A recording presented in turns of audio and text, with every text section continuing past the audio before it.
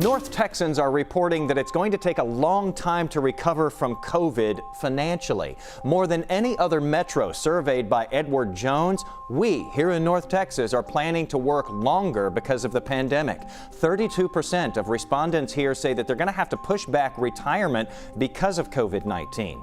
Understandably, people in Gen Z, Millennials, and Gen Xers were more likely to report that the pandemic has had an extremely or very negative impact on their personal financial security. These are people who are just getting started in their careers or they're in their prime earning years.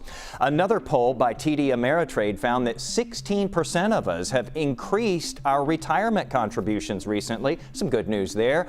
But almost 3 times as many of us have reduced retirement savings or actually taken money out of retirement savings. And your employer may not be helping these days either. 12% of companies reported that they've suspended matching contributions to 401k plans because of the COVID crunch, with another 23% planning to or considering cutting their match this year.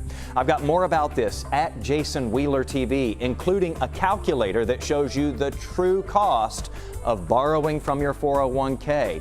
It may help you to make sure that you are right on the money.